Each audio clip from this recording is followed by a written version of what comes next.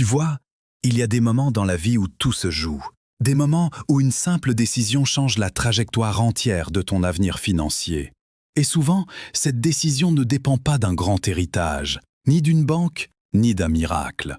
Elle dépend juste d'une chose, ton courage de commencer avec ce que tu as. Aujourd'hui, je veux te parler d'un sujet qui fait trembler beaucoup de gens, mais qui libère ceux qui osent. Faire son premier investissement avec son épargne avant de demander un prêt. Parce que dans cette leçon, il y a bien plus que de la finance. Il y a une philosophie, une vision, une transformation intérieure. Et dans ce discours, je vais t'emmener dans un voyage profond, un voyage en 5 parties bien nourries. Je ne vais pas te lister des parties, non, je vais te les faire vivre, une à une. Tu vas les ressentir, les comprendre, les incarner, parce que ce n'est pas un discours de chiffres, c'est un discours de vérité, un discours pour ton esprit, ton cœur et ton portefeuille. Alors écoute-moi bien, car ce que tu vas entendre peut devenir le point de départ de ta liberté financière. Le faux mythe du « j'ai besoin d'un prêt pour commencer ». Tu sais ce que j'entends le plus souvent ? Coach, j'ai une idée, j'ai un projet, mais il me manque l'argent. Et tout de suite, il pense à une seule chose, le prêt. Mais laisse-moi te dire une vérité que peu de gens osent affronter. Le prêt ne crée pas les investisseurs. Il révèle seulement ceux qui sont déjà prêts. Un prêt, c'est comme un miroir. Si tu es organisé, il t'amplifie. Mais si tu es désordonné, il t'expose. Si tu es discipliné, il t'accélère. Mais si tu es impulsif, il te détruit. Tu ne peux pas construire une maison solide sur une fondation fragile. Tu ne peux pas bâtir ta liberté financière sur de l'argent qui ne t'appartient pas encore. Parce que le prêt, c'est une dette. Et la dette, c'est une promesse que tu dois tenir. Alors que l'épargne, elle, c'est une preuve que tu sais tenir tes promesses envers toi-même. Avant de demander à la banque de te faire confiance, commence par te prouver que tu peux te faire confiance. Avant de vouloir gérer des millions empruntés, apprends à gérer les milliers que tu as gagnés. Parce que ce n'est pas le montant qui détermine ton succès, c'est la discipline derrière le montant. L'épargne, c'est ton premier test, ton premier challenge, ta première victoire. C'est le signe que tu sais retarder la gratification, que tu es prêt à semer avant de récolter. Et crois-moi, les plus grands investisseurs du monde ont commencé avec cette mentalité-là. Pas avec un prêt, avec une épargne, avec de la patience, avec une stratégie. Partie 2. L'épargne. Le terrain d'entraînement de ta liberté. Chaque fois que tu épargnes, tu t'entraînes à être libre. Tu t'exerces à dominer ton envie d'acheter tout de suite. Tu muscules ton futur.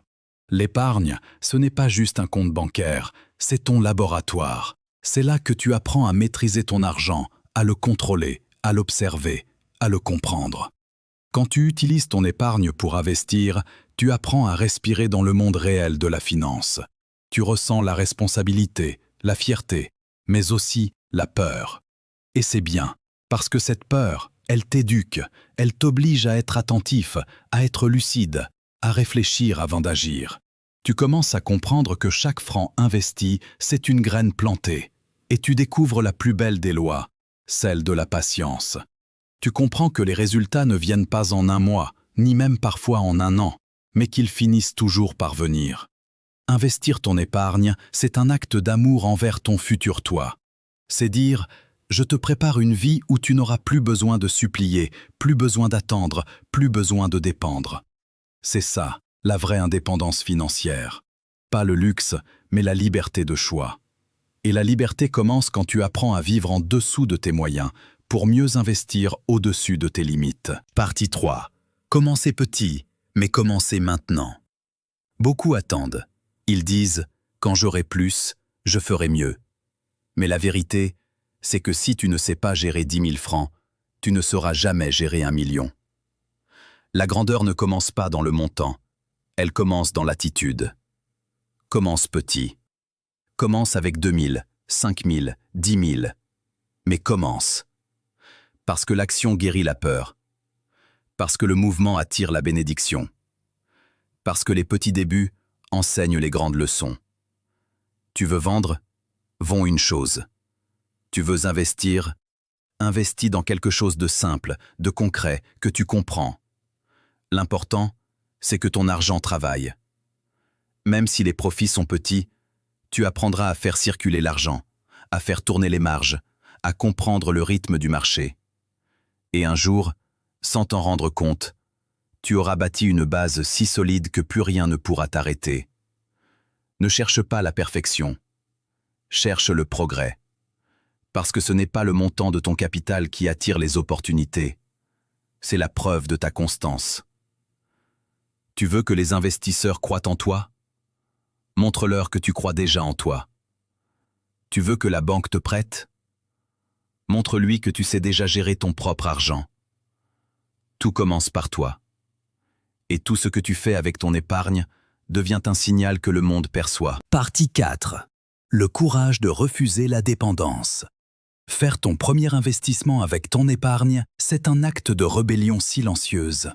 Tu dis non à la dépendance, non à la précipitation, non à la dette qui t'enchaîne avant même que tu n'aies appris à marcher.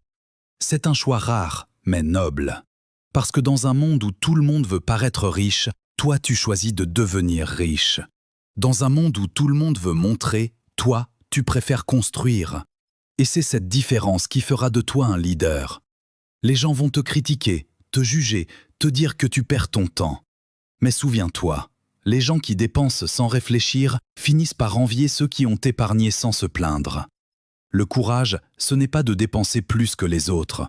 Le courage, c'est de différer la récompense pour bâtir une victoire durable. Et cette victoire-là, aucune banque ne pourra te la reprendre. Alors sois courageux, sois stratégique, sois patient. Parce que la patience, c'est la vraie richesse.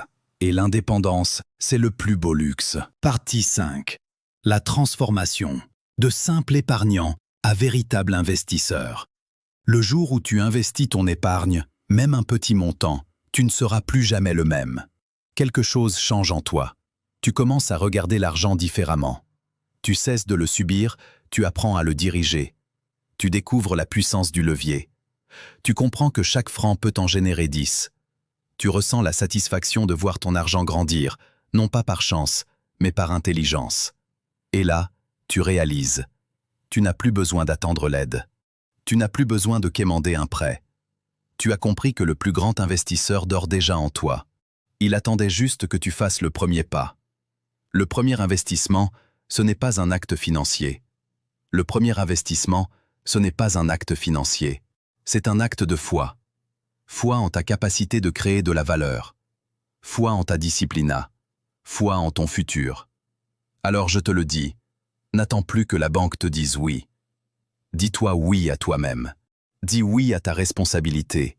Oui à ta croissance. Oui à ton futur. Parce que le jour où tu investis avec ton épargne, tu deviens ton propre banquier. Et à ce moment précis, tu ne dépends plus du système. C'est le système qui dépend de toi. Si ce message a touché quelque chose en toi, si tu ressens qu'il est temps de reprendre le contrôle de ton argent, alors ne laisse pas passer ce moment. Ce que tu viens d'entendre, ce n'est pas un discours. C'est un rappel. Un rappel que ta liberté ne dépend pas d'un prêt, mais d'un choix. Un choix de discipline, un choix de courage, un choix de foi en toi. Commence avec ton épargne. Investis petit, mais intelligemment. Et construis ton empire à ton rythme. Et souviens-toi, la vraie richesse, ce n'est pas l'argent que tu obtiens, c'est la personne que tu deviens en l'obtenant. Je suis ton coach en profit, et ma mission, c'est de t'aider à transformer chaque franc que tu gagnes en un levier de liberté. Alors si ce message t'a parlé, si tu veux apprendre à bâtir ta réussite sans dépendre des prêts, sans peur et sans excuses, abonne-toi à cette page. Like cette vidéo pour que d'autres puissent entendre ce message. Et surtout, reste connecté, car chaque semaine, je te partage les clés du succès, du profit et de la liberté financière. Parce qu'ici, on ne parle pas de rêve, on parle de résultats. Et le premier résultat que je veux voir, c'est toi, devenir ton propre investisseur.